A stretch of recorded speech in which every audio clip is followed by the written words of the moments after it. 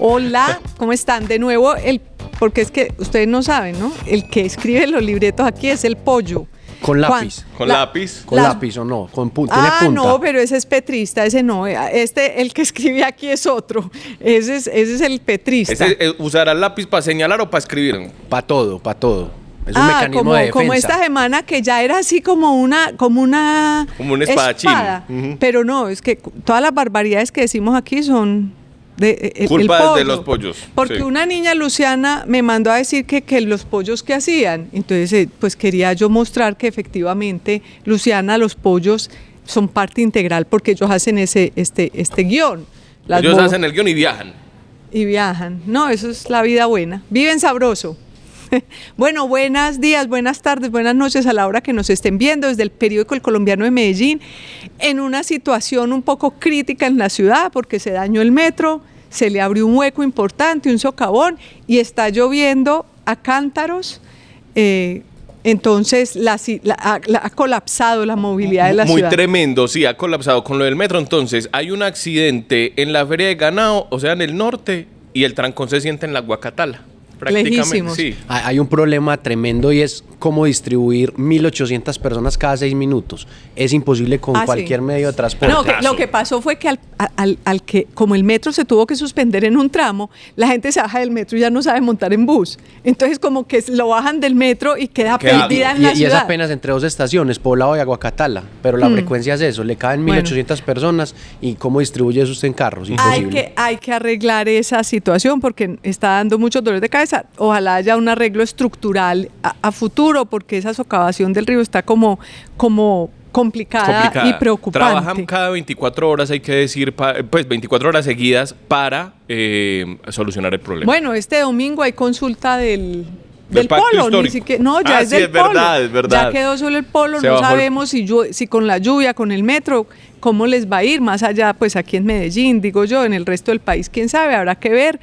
Para recordar, el polo en 2018 tuvo 3 millones en su consulta, el pacto histórico, el petrismo, y en el 2022 tuvo 5 millones, es decir, que cualquier cosa que saquen menos que eso, pues la gente se los va a cobrar seguramente. Está desinflando. Y es altamente probable que saquen menos porque esa consulta se ha enredado mucho, pero eso no es lo que vamos a hablar. Les vamos a hablar de 2 o 3 noticias fundamentales. La primera es todo esto, la semana de Petro, es decir, eso parecía una pelea de golpe boxeo. Tras golpe.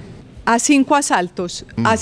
Lo primero fue Trump, ¿no? Que empezamos se le vino. El domingo le mandó un jab de derecha, como dirían Trump, diciéndole a Gustavo Petro que era más o menos un narco.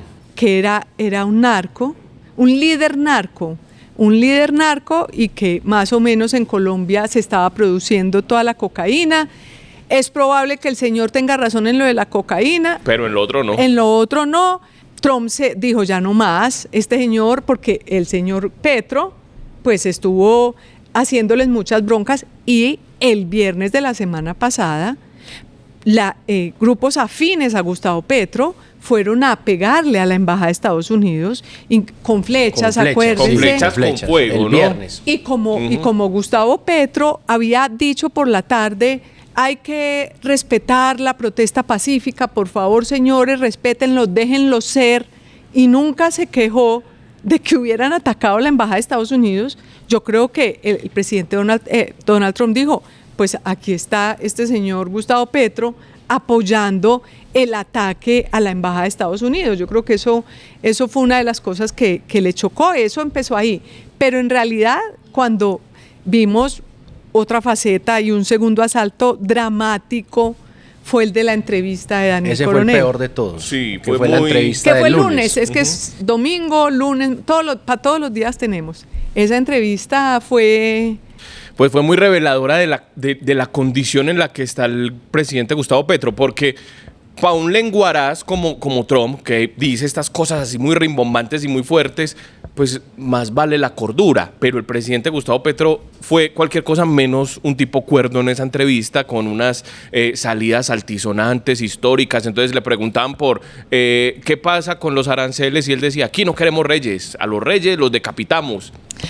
Porque la situación fue tal que Daniel Coronel salió a decir, me voy más preocupado de lo que llegué, e incluso le dedicó al día siguiente Hizo una un comentario explicación de todas las diciendo sensaciones de la entrevista, que él lo conocía, que él había entrevistado a Gustavo Petro 5 veces en su vida y que realmente en esta ocasión sí lo vio, yo diría disvariando, no sé si esa fue la palabra que utilizó, pero a mí me parece que es que en el fondo, y en muchas personas en la red decían, esa entrevista demostró lo loco que está Gustavo Petro. En realidad, el presidente de la República tiene un problema, a mi modo de ver, pues de salud mental, y yo no lo digo a mi modo de ver como si yo fuera especialista, sino que no puede ser que alguien le pregunta una cosa y él se va a hablar de los reyes y él se va a hablar de Simón Bolívar, las preguntas eran concretas y él divagaba, de pronto le empezaba a salir baba por la boca, era una cosa realmente muy sorprendente. Sí, Coronel en el comentario del día siguiente dijo exactamente,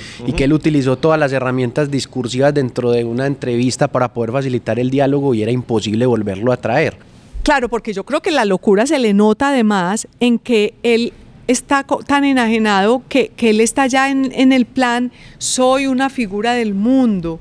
Es decir, acuérdense que hace más o menos 15 días él dijo que el mundo ya no conoce a Colombia por Pablo Escobar, sino por Petro. Además, él habla en tercera persona, por Petro, no por mí, no dice, sino por Petro. Como si él fuera un narrador de la historia con H mayúscula. Exacto, y entonces, ¿qué comparación tan desafortunada? Porque uno compararse con Pablo Escobar o decir que a Colombia la conocen por Pablo Escobar y no decir que la conocen por El Café, por Higuita, por James Rodríguez, por Karol G, por Juanes, por Shakira, porque a Colombia la reconocen es por todo eso, pero él cree que es que el mundo reconoce a Colombia por esas figuras tan Y hubo un episodio terribles. revelador de eso, de esa grandilocuencia, porque él dice que él es memorable y que sus palabras trascienden. Y hay una contrapregunta a Daniel Coronel que no debería estar preocupado, que van a trascender hacia el futuro y que él es inolvidable. No, que él quiere ser inolvidable. Oigámoslo. Pero es una enseñanza que quedará grabada, ¿cierto?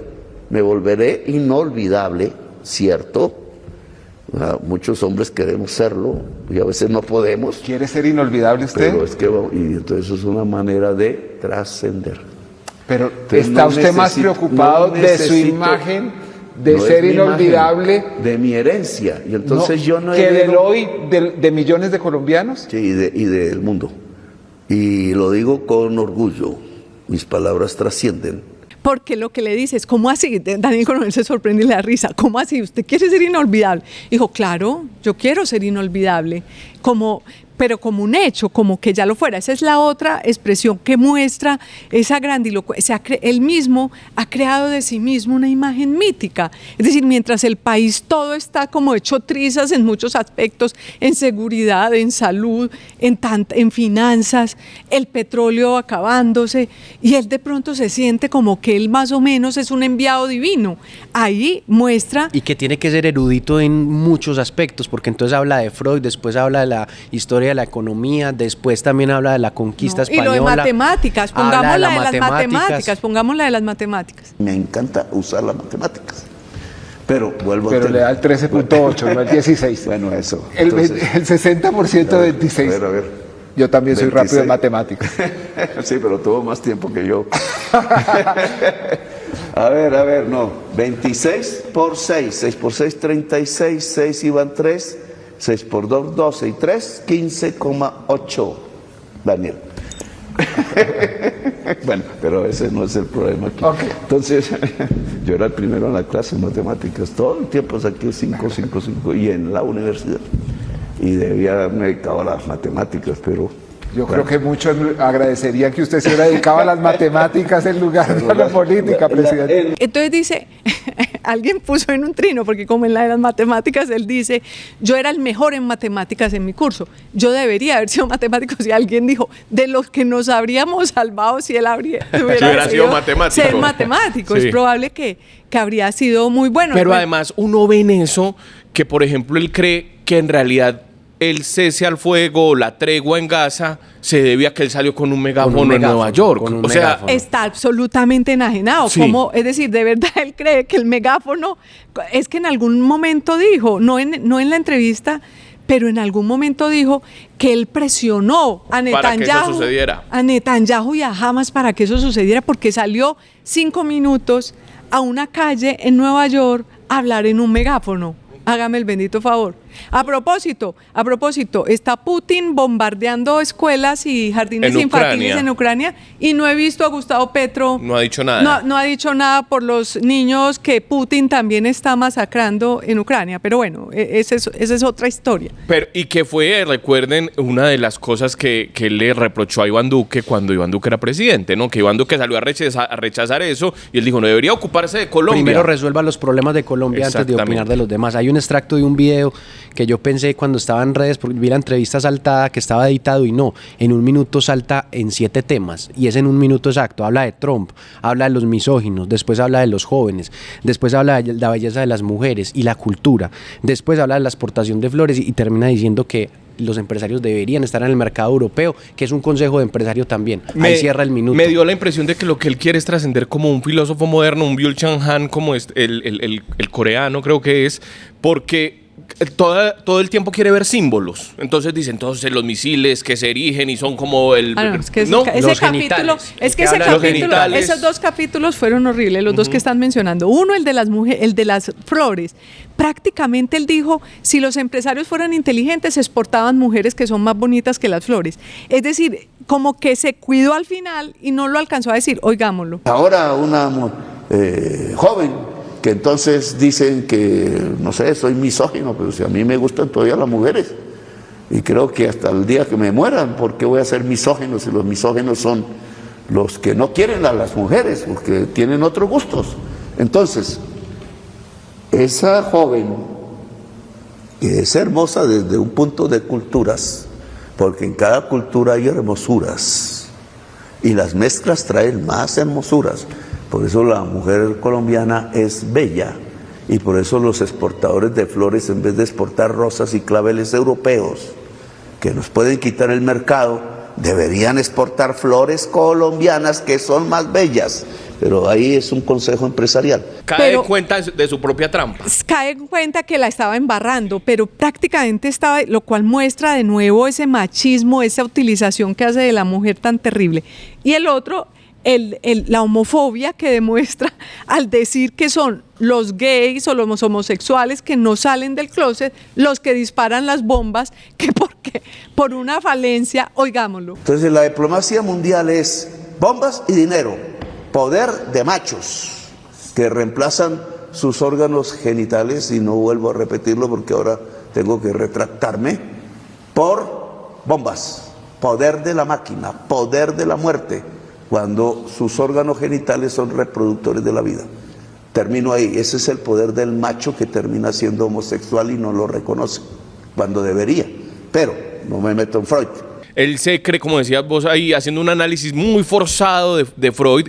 Ese análisis ya lo ha hecho el feminismo y lo ha hecho con de verdad palabras mayores. Por ejemplo, Carolina Sanín lo ha hecho con profundidad, pero aquí el presidente Gustavo Petro pues desinfla completamente y queda como un charlatán. Pero deja un colofón porque dice, no voy a hablar de Freud. Como quien dice, lo puedo hacer, pero me abstengo en este momento. Venga, estamos muy animados. Que si dejan hablar a Nicolás Rivera, que desde Bogotá, nuestro nuevo editor político, ¿qué es lo que iban a decir ustedes del...?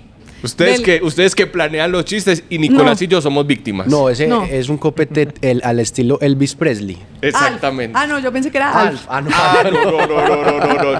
No, aunque sería un buen apodo, Alf. Exactamente. Nico.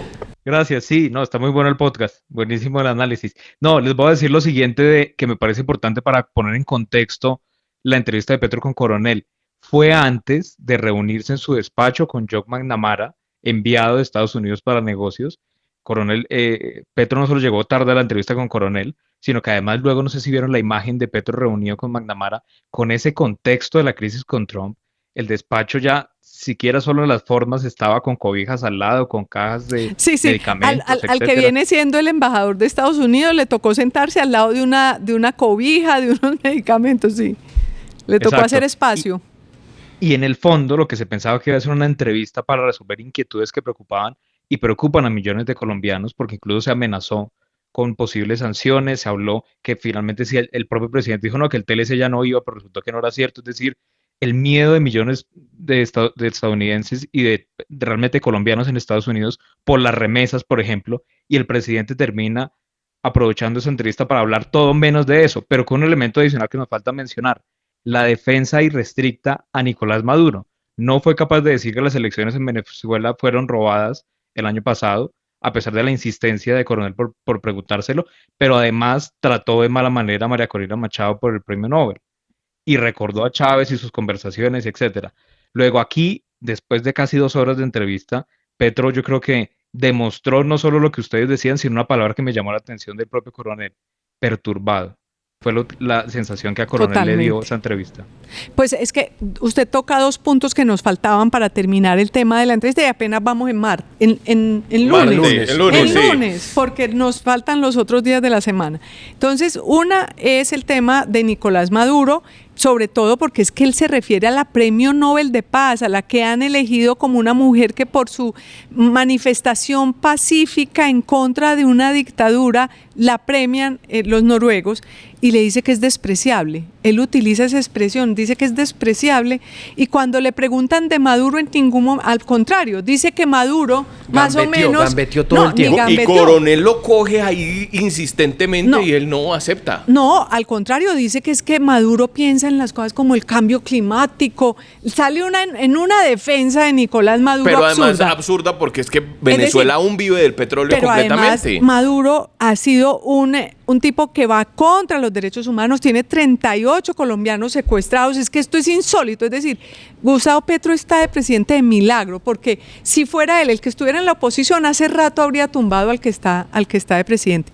Pero el otro punto es el que usted dice que también se le notó su soberbia y su ego desbordado cuando le pregunta entonces qué va a hacer con Trump, ¿cierto? ¿Qué va a hacer con Trump?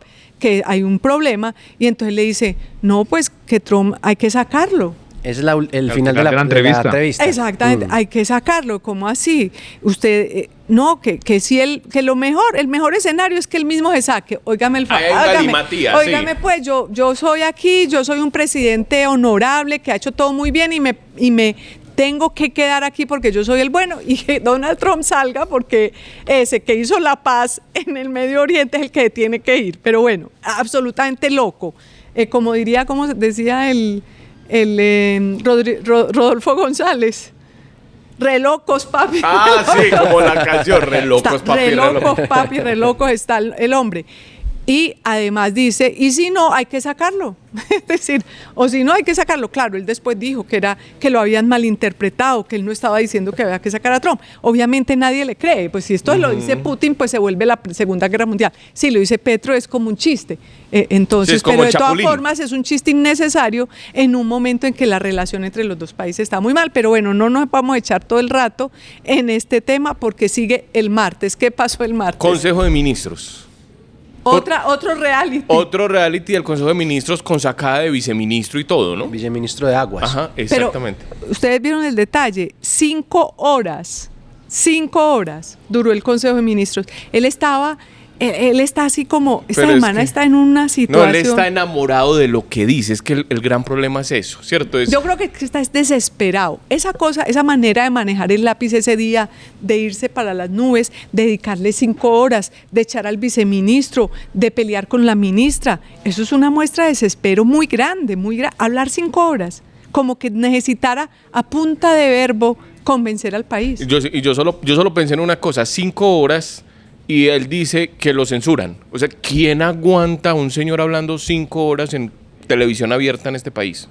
Nadie. O sea, uno lo sigue porque trabajan esto. Y más cuando es como un orate político el que está hablando. No. Eso era mejor a lo presidente. Bueno, no sé. Pero además, el día anterior él dando la entrevista a Coronel, ¿no? Y en el Consejo de Ministros regaña a su embajador García Peña, diciéndole que él no habla con Trump. Y además regaña a su canciller que porque no tiene visa.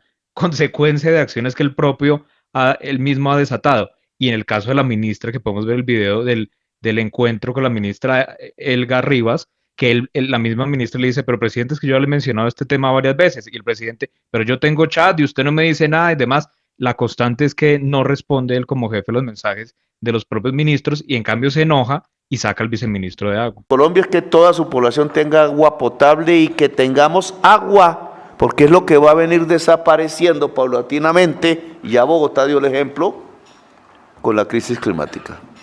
Si ustedes hablaron techo, se dejaron comer argumentativamente del neoliberalismo en sus ministerios. Pues, presidente, me alegra que lo ponga, porque realmente firmamos un COMPES para unos aviones de guerra, y realmente a mí me dolió firmar ese COMPES, porque creo que prioridad, y usted siempre lo ha dicho, es el agua.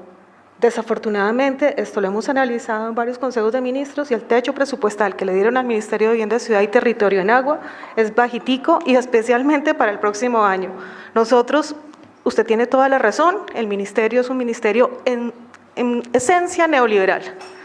Cambiarlo para mí en un año no ha sido fácil, pero sí le hemos dado un giro importante. Y obviamente necesitamos muchísimo más recursos. El proyecto de Guajira es importantísimo. El tema de Chocó, de Pacífico, de todo lo que hemos trabajado. Sí, ministra, pero usted tiene un presidente. Y si eso le ocurre, sabiendo que el presidente dijo otra cosa, ¿por qué no le dijo el presidente? Pues lo hemos hablado aquí varias veces. Usted tiene un chat conmigo. ¿Usted lo vio? Eso es inmediato, es lo primero, prioridad. Tal vez entonces no se le dice al presidente, entonces todo va corriendo hasta que el presidente se da cuenta. Claro, no, es que lo de Elgar Rivas es sensacional. Yo creo que ese es uno de los videos apoteósicos del gobierno de Gustavo Petro. ¿Por qué?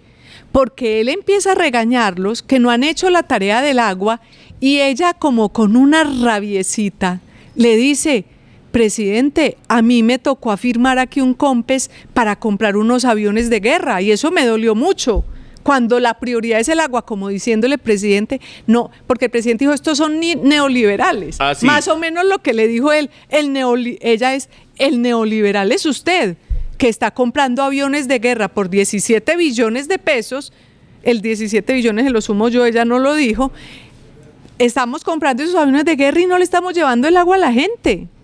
Es que su consejo de ministros siempre es dramático, porque él critica a todo el mundo, regaña a todo el mundo. Él anda diciendo, pues mi gobierno es un desastre, más o menos, que no se ha hecho nada de lo de vivienda. Pero es que si él regaña a esta señora Elga, que además ha sido como llavería de él política de hace muchos años, desde la alcaldía estuvo con él. Y por ejemplo, Gustavo Petro acabó con Mi Casa Ya, con todos los subsidios de vivienda para la gente de menos recursos, y lo del agua también es un problema que creo que están solucionando ya. Simplemente van en el camino. Él necesitaba regañar a alguien, atribuirle a alguien una culpa. Porque siempre lo hace. Siempre él incluso dijo, es que nos han traicionado las propias personas del gobierno. Él ha dicho eso varias veces. Pero yo creo que se ve muy claro, porque es el tema fresco en García Peña. Él le dice a García Peña, usted solo se reúne con gente media del gobierno de Estados Unidos y no se ve con Trump. Pero ¿cómo van a recibir al embajador de Colombia con la andanada que empezó en enero contra Trump? Pero es que además ningún embajador de Colombia se reúne con el presidente de Estados Unidos. Es decir, eso no existió en ningún gobierno. Y menos una señora que, como la canciller, renunció a la visa. Es que este gobierno es absurdo. La señora que tiene que tener las relaciones... Ese es el colmo de colmos. Sí, una ministra de Relaciones Exteriores sin visa. Y entonces, ¿por qué ahora él viene a regañar? Le sirvió cuando ella se solidarizó con él le debió haber dicho en el momento, pero ¿cómo se le ocurre? No renuncia a la visa, que el país la necesita, no la necesito yo en solidaridad. Claro. No le dijo en ese momento, y solo ahora, que está furioso por lo que está pasando con Estados Unidos, porque para él es muy duro lo que está pasando con Estados Unidos. Yo creo que lo tiene desubicado toda esta semana es que Trump lo haya tratado así. Claro. Porque es que esa idea que él tiene de que él es líder mundial, más allá de que un sector del mundo no quiera a Trump, pero que Trump le diga líder narco, que le diga matón, pues genera para él una imagen. Es que el megáfono de Trump es mucho más grande que el de Petro, pero absolutamente más grande. Eso por un lado, pero por el otro, yo creo que en la entrevista de Coronel se vio la diferencia entre alguien que sabe manejar la diplomacia y otro que no, porque Coronel le dijo, usted está diciendo que en Brasil fue mucho más difícil. Le molestó mucho esa pregunta. Exacto. Cuando le dice que México y Brasil manejó mejor la situación con los aranceles. Exactamente. Incluso recuerden que Trump dice que es capaz de atacar a Brasil. Y Lula lo que dice es, se va a los términos diplomáticos, deja a su canciller actuar, pero Petro no deja, y lo que se hace es ponerse a trinar y a incendiar más. Bueno, y eso fue el martes, apenas vamos en martes. Un comentario adicional sobre la réplica de la ministra. Se ve el desorden absoluto en el que este gobierno ejecuta sus planes, porque no tiene ni idea de cuándo habla con las ministras, ni qué se ejecuta, ni cuándo conversan, y le hace un reclamo público sobre algo que la ministra ya supuestamente le había conversado internamente. No, es que no hablan. El otro día en la W entrevistaron a Carrillo de la UNGRD, que estaba diciendo cómo el senador Trujillo mete mano en la UNGRD, decía pues Carrillo, y ahí le preguntaron al final, venga, ¿y usted le ha dicho todo esto al presidente? Y Carrillo no sabe qué hacer y dice, pues nos vemos en el Consejo de Ministros, y ahí está el chat, es decir, no se ve, porque donde... Pero más allá de eso, es que en realidad, ¿cómo no va a saber el presidente? Es que el presidente quiso desviar la atención, yo creo que la echada de todos ellos, quiso desviar la atención de lo de los aviones. Porque lo de los aviones fue un ataque demasiado duro de una ministra a él. Entonces él lo desvió para el tema de que usted que tiene que informarle al presidente, pues ¿cómo que no le va a haber informado al presidente que habían firmado un COMPES por 17 billones? Pues el presidente sabía, y que no le había dado la respuesta al agua, pues el presidente sabía, solo que para tratar de desviar el asunto, pues así fue que pasó. Pero bueno, ya siguiendo al miércoles para hacer un poco más rápido estos días que faltan, el miércoles el presidente Trump otra vez salió y le dijo, eso en inglés es como matón, que no quiere decir lo mismo que bully, que fue lo que Petro trató de atenuar lo que dijo Trump, que lo podemos oír. Well, he's a thug and bad guy. He's a guy that is making a lot of drugs. We've just, as of today, stopped all payments going to Colombia, the country Colombia. Also, the school Colombia, no, we settled. We made a settlement with him. But now he's a thug, and he's a bad guy, and he's hurt his country very badly. They're doing very poorly, Colombia. They make cocaine. They have cocaine factories. They grow all sorts of crap that's drugs, bad drugs coming into the United States, goes generally through Mexico. And he better watch it or we'll take very serious action against him and his country. Trump dijo thug, que no es lo mismo que bully, que fue lo que dijo Petro. Petro trató de suavizar lo que dijo, pero él le dijo matón, que volvemos a decir, pues no solamente exagera, sino que es muy violento esas expresiones de Donald Trump, horrible, pues nada que ver, innecesarias. No es cierto. Todo eso no tiene mucho sentido, pero bueno, pero Petro trata de suavizarlas diciendo que él no es bully y que, y regaña a los medios. Entonces él dice que El Tiempo dice, la prensa oligárquica quiere guerra y hace malas traducciones, no se cansa de la sangre, dice Petro, cuando Trump dijo exactamente eso. Pero entonces él dice que no, que era bully. Bully es como un matoneador, que pues, es distinto. Un matoneador como el colegio, como el peladito canzón del colegio. El montador. Cuando lo que quería decir Trump era otra cosa más terrible. Era asociado... H-U-G, que tiene otro sentido de matón. Que tiene que ver con el narcotraficante del domingo, es decir, un matoneador disparador. Eso es lo que quiere decir Trump ahí. Sí, porque además repitió lo de ser fabricante de drogas. Claro, que claro. Dijo Trump en esa misma que declaración. Tiene una fábrica de drogas allá, exactamente. Y en esa parte yo creo, más allá de que no seamos fábrica de drogas, pues que él tiene es algo, la razón que le puede asistir a Trump es que Gustavo Petro no ha hecho nada para reducir la cantidad de producción de cocaína, que puede, pues como dice, Petro dice, no, es que no es nuestro problema, sino el de los que consumen, pues bueno, pero sí es nuestro problema cuando ese ambiente de ilegalidad genera tanta violencia en los territorios y nos está generando no solamente esa violencia en los territorios, sino un problema con nuestro principal socio estratégico y comercial, que es Estados Unidos, porque es que él puede despreciar ideológicamente a Donald Trump, pero muchas de nuestras exportaciones e importaciones dependen de Estados Unidos, mucha de la ayuda depende de Estados Unidos, y bueno, y mucha gente vive allá. Solamente pensar en las remesas hoy y el turismo son dos de nuestros principales rubros económicos y ellos se surten básicamente de Estados Unidos. Entonces, Gustavo Petro no puede hacer cuentas tan alegres como si estuviera pegándole un puño a a un tipo exagerado como es Donald Trump, sino que tiene que pensar en el país y creo que no lo está haciendo. Y él tiene que hacer el cálculo de con quién se está enfrentando, es justamente lo que estás diciendo. Uno no puede ponerse a sacar un martillo cuando el otro tiene una aplanadora, ¿cierto? Bueno, y como todo esto se juntó ya el jueves, entonces el jueves propuso la Asamblea Constituyente. Entonces eso que había dicho, pongamos... Montealegre salió a correr. Pero pongamos la foto esa... cuando él salió con los 10 mandamientos o 12 mandamientos. Con creo Claudia que López y Mocus. Creo que no ha cumplido ni uno. Pues él habrá dicho que cumplió uno u otro, pero pues uno se pone a leer eso, ni siquiera el de la equidad, la inclusión de género lo ha cumplido. Pero uno de ellos era no a la constituyente. Y entonces ahora yo creo que se ve tan atrapado, que entonces sale con este nuevo, que uno es un globo porque Nicolás, no le dan los tiempos, ¿no? No dan los tiempos. Para nada, permítame solo en un minuto añadir un elemento anterior que es importante. A todo eso que decíamos del intercambio entre Petro y Trump, hay un elemento adicional. El senador republicano Bernie Moreno, que le habla muy cerca a Trump, dijo que estaban acelerando una investigación para incluir a Petro en la lista Clinton. Y esto es importante porque según logramos averiguar, esta lista que ustedes recordarán que en los 90 se hablaba mucho de la lista Clinton y demás, genera sanciones para Petro y para 35 personas de su círculo, no necesariamente porque él sea un narcotraficante, pero sí hay muchos elementos que relacionan a Petro con temas que le preocupan a Estados Unidos, y frente a eso pues implica un golpe que no había sucedido en la historia de Colombia, porque ni en tiempos de Ernesto Samper se insinuaba incluir al presidente en la lista Clinton. No, pues imagínate, lo único que está buscando Gustavo Petro es ser un líder mundial. Y estar en la lista Clinton pues acaba de una sola vez con su posibilidad de serlo, por lo menos lo deja muy en entredicho. Estados Unidos ha entendido que realmente son los empresarios, las instituciones, los que están tratando de sacar a flote el país.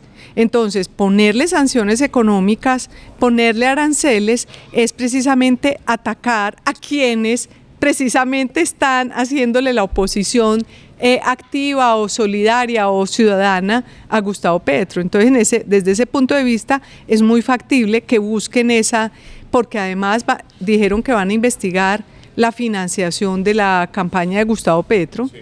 Que entonces hay quienes dicen que es una exageración, pero yo no creo, porque nosotros hemos registrado cómo desde hace mucho tiempo se ha hablado de que se dio plata, por lo menos el hermano de Gustavo Petro estuvo rondando por las cárceles del país. Exactamente, y lo reconoció. Que además, me acuerdo, Gerardo Reyes, el periodista de investigación, también reportó que uno de los narcos contó, y lo puso con nombre propio, no recuerdo en este momento su nombre, que le habían cobrado algo así como $350,000 porque no le hicieran, que cuando Gustavo Petro llegara no lo extraditaban. Yo no sé si se nos queda algo de la semana. El viernes... Lo de la constituyente, el cambio de frente. Hoy que estamos grabando, hoy viernes, es la marcha a la que él está invitando. La concentración en el Parque no Bolívar. Nos ha tocado, no sabemos cómo va a salir esa concentración. Sí, es que para aclarar ese tema rápidamente de la constituyente, y es no solo que no le alcanzan los tiempos y que los requisitos los hemos explicado aquí varias veces para describir cómo esta propuesta es inviable, sino que, según varios analistas, esto es más bien un distractor absoluto en la coyuntura que está viviendo el gobierno. De entrada, el proyecto tiene una cosa que se cae por naturaleza, y es, Montealegre dice, vamos a impulsar una Asamblea Nacional Constituyente de Iniciativa Popular. Él siendo de parte del Ejecutivo y la va a radicar en el Congreso, supuestamente para recoger firmas, y ante eso hay unos retos enormes que ya la MOE y otras organizaciones han dicho, es que ni siquiera en 6 meses les da para que hagan todo el trámite que tiene que pasar de la ley que tiene que aprobar el Congreso, no tiene mayorías en el Congreso, recoger firmas, tiene que votar una tercera parte del censo electoral, que son 13 millones de personas, es decir, por donde se le mire, pues la propuesta es inviable, y lo que está haciendo el gobierno es volver a distraer la atención con ese globo. Y también le sirve para agitar las masas de cara a la consulta del domingo. Digamos, un poco recordar, claro, la movilización del viernes, que se viene la consulta de los precandidatos para la consulta presidencial. Vamos a ver cómo le sale, porque precisamente esta semana hacíamos un editorial que decía Petro más solo y más loco que nunca, porque los dos, la USO, dos sindicatos de los más fuertes, y FECODE, los dos han anunciado protestas contra Gustavo Petro. Claro. El uno, la por USO. La salud, y por la salud los maestros, que cada vez está peor el servicio de salud. Exactamente. Y el otro, y el de la USO, porque no está de acuerdo con que Petro anuncie que va a vender la cuenca del Permian, lo que tiene, la participación que tiene en esta cosa en Estados Unidos donde se hace fracking, pero que es lo único que está dando mejores resultados a Ecopetrol. Entonces la USO dice, no, ¿cómo así? Nos va a acabar la empresa de la que nosotros... Entonces ambos han anunciado, la FECODE puso fecha ya específica la semana entrante, y la USO dice, bueno, si sigue así, de pronto nos toca salir a protestar. Entonces quién sabe si ellos lo acompañan este viernes, o cómo va a pasar, o si van a votar, en fin, algo. Y una derrota que tuvo el Pacto Histórico fue justamente, Nico me ayudará con esto, en la votación de los consejos de juventud, que le fue súper mal al Pacto Histórico en Bogotá, ¿no? Sí. No, y en el país. Exacto, fue muy baja la abstención. En general del Consejo de Juventud votó solo el 12%, y de ese 12%, pues alrededor del 2% solo del Pacto Histórico, comparado con otros partidos que les fue bien, entre comillas, en Bogotá como el Centro Democrático, pero el Pacto Histórico fracasó en todos sus frentes o sus fortines que tenía antes en muchas regiones del país. Y que ahí estaba uno de las grandes ganancias que tenía el Pacto Histórico, que era entre los jóvenes, ¿no? Claro. Sí, pues en teoría, es como en teoría, sí. Pero no es un desorden total. Todo, de hecho lo que pasó en la consulta demuestra que se suponía que el Pacto Histórico era el que mejor armadito estaba, y a la hora definitiva es un completo caos lo que está pasando allí. Y bueno, en últimas, yo no sé cuántas semanas, nos faltan 288 días, 287 días. Le voy a decir, estábamos haciendo cuentas alegres. El pollo debería llevar esos números. Ahí tiene el lápiz para que anote. Sí, porque lo que quiero decir es que así como pasó esta semana y uno de pronto se siente medio atrapado, secuestrado por un dirigente que no da pie con bola, que está un poco salido, enajenado. A mí realmente, yo vuelvo, insisto, lamento que las personas que están cerca de él prefieran aprovechar el poder que ayudarle a salir de esa situación tan dramática en la que se encuentra, pero nos falta todo ese tiempo y puede ser muy duro vivir. Si se repite esta semana en lo que falta, pues entonces armémonos de paciencia. Respiremos. Esto va a empezar a subir en potenciación. La yoga, yoga, el y en zen. radicalización de cara a las elecciones, claro. Total. Entonces, pero bueno, esa fue esta semana caótica que vivió Colombia.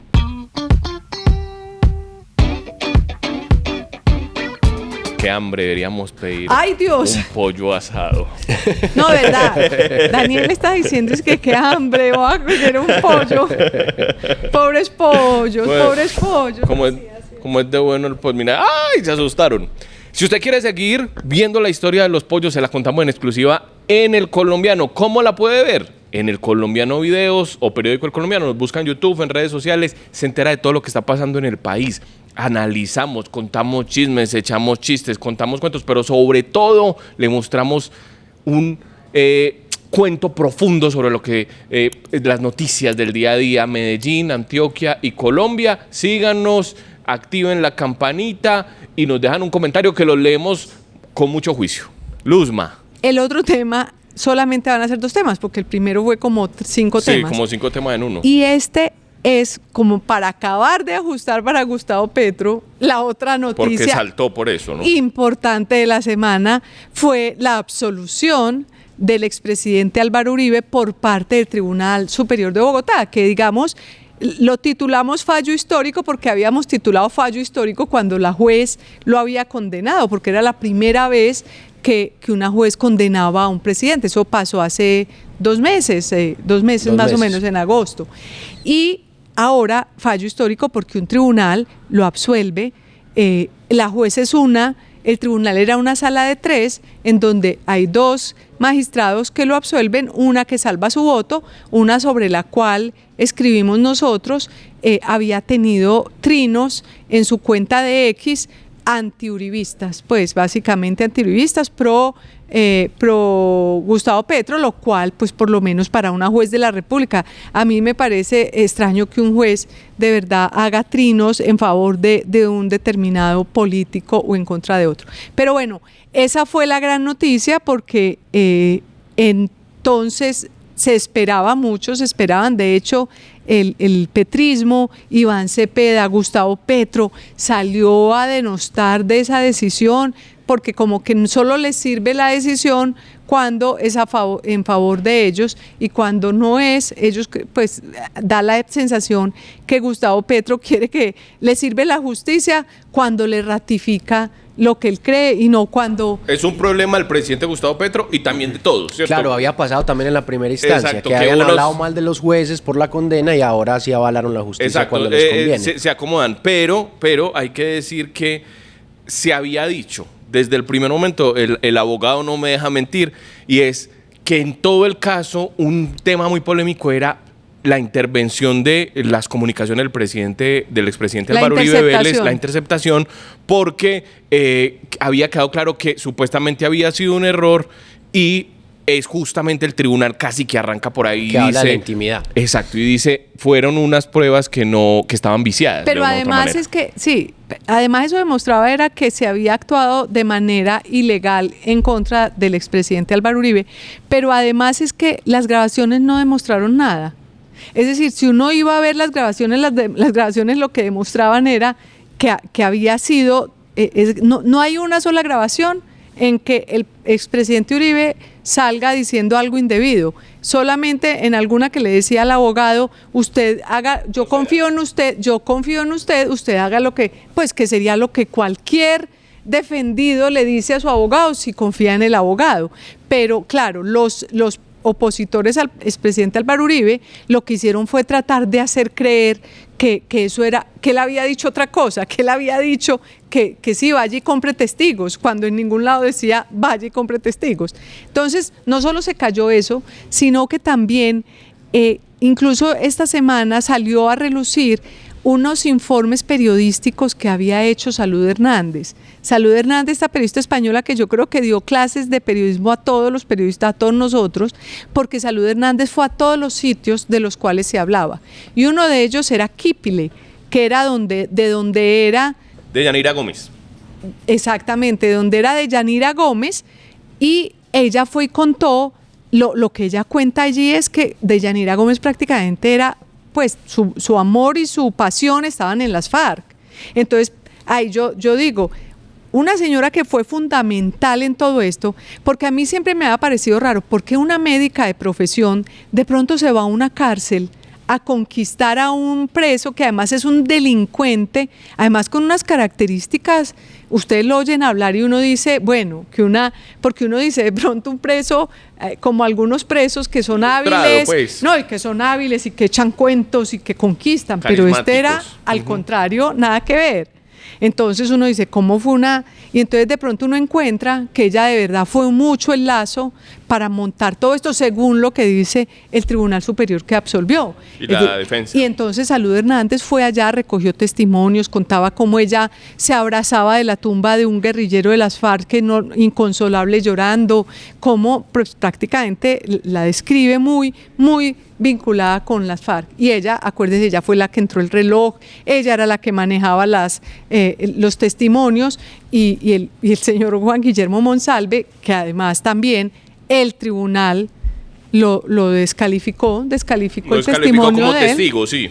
Porque finalmente lo que pasó fue que regañaron a la juez de una manera impresionante. Exacto, es que ese es un ingrediente importante, Luz María, de la absolución, porque el ponente Merchán, el magistrado del tribunal, es muy claro en decir que la jueza Sandra Heredia en primera instancia tuvo falta de rigor probatorio en algunos apartes de su sentencia, incurrió en errores metodológicos, tuvo inferencias subjetivas y metáforas, también carece de imparcialidad la jurista y una serie de observaciones que sustenta que ya no solo es que en primera instancia se hubieran equivocado en el mundo del derecho, lo que discutíamos, si esta prueba es válida o no, si la interceptación o no, sino la carga política que tenía la jueza Heredia en primera instancia. De ahí en adelante, Merchan empieza a explicar lo que ustedes mencionaban.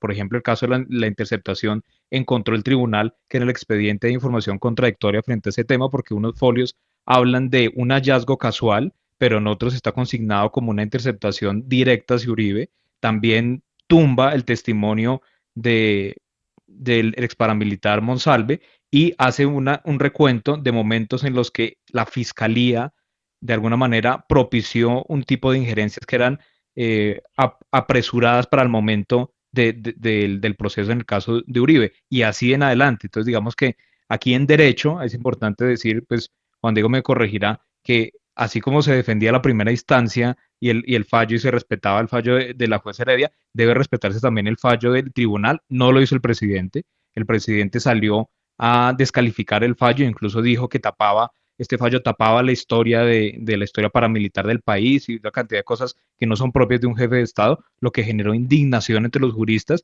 y varios de ellos, incluso por ejemplo de la Corporación de Juristas y Magistrados de Colombia, pues dijeron que eso hasta ponía en riesgo la propia vida de los magistrados del tribunal, entre otras observaciones. Sí, porque llama la atención que Gustavo Petro salió a aplaudir el fallo de primera instancia, algo que también es como un poco extraño en un presidente, tratándose de otro presidente, y salió a criticar y a rasgarse las vestiduras. Y ese mismo un poco. Día citó la concentración del viernes por la Asamblea Constituyente. Fue ese mismo día después de conocer la absolución. Sí, yo creo que él políticamente él está tratando de agarrarse de lo que puede. Y él cree que hay mucho antiuribismo. Entonces a veces ya el cambio se le acabó, ya el cambio climático se le acabó, ya Gaza se le acabó. Entonces ahora trata de agarrarse del antiuribismo para tratar de llevar gente a la marcha. Y lo que pasa es que justo su gobierno, que él sabía que tenía que mostrar cambios efectivos y que tenía que hacer un buen gobierno, pues lo que hizo fue insuflarle aliento al uribismo. Claro, y hay que decir también, este fallo, acuérdense la solidaridad que generó hacia el expresidente Álvaro Uribe, el fallo en contra, el primer fallo. Entonces él quedó un poco posicionado para jalonar su colectividad en las elecciones Después de marzo. De eso fue cuando empezó el rumor de si iba a ser cabeza de lista del Centro Democrático para el Senado. Que ahora va a ser el número 25 y es posible que políticamente, de aquí a marzo todavía pueden pasar muchas cosas. Pero ahora, también se barran otras opciones. También la vicepresidencia en algunos escenarios. Sí, pero eso no funciona porque no se puede, no se puede porque él en algún momento podría ser presidente y eso no lo permite la Constitución. Entonces no puede ser vicepresidente. Pero políticamente esto tiene de verdad un efecto, le pega un poco a Iván Cepeda, que se había vendido o lo estaban vendiendo como el que metió a la cárcel a Uribe. Sí, hubo un trino, pero no de una cuenta de él, sino que le estaba haciendo campaña. Exactamente. Sí, como una especie de David. Pero de todas formas él salió a sacar pecho cuando lo condenaron y de hecho ahora ha sido también muy drástico. Pues me sorprende en Iván Cepeda que sea tan en contra de la justicia porque no le favoreció a sus creencias, es decir, o creemos en la justicia o no creemos. Entonces sí, porque él siempre ha sido muy ponderado, me parece. Y ahora ya más o menos dijo que hasta las instancias claro, está en campaña y eso.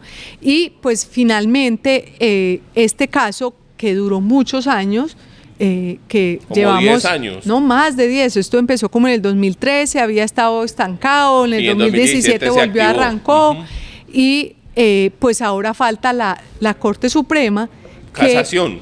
Que la casación no es un nuevo recurso, sino es un recurso extraordinario, digamos, no es una segunda apelación como se mal dice, sino que es un recurso extraordinario en la que la Corte Suprema tiene, ya no hay prescripción, entonces no hay afán, seguramente se va a tomar sus buenos años. No solamente no hay afán, sino que yo creo que esto estaba muy ligado a la política. Cada vez que se despertaba este caso era porque venían unas elecciones. Y yo creo que ya de acá para adelante estas son las últimas elecciones en las cuales el expresidente Álvaro Uribe tendrá como algún tipo de protagonismo y no creo que ya saquen, pues seguramente, yo me acuerdo otras instancias de casación que ya pasan como al olvido, es decir, como que estas instancias son las más movidas.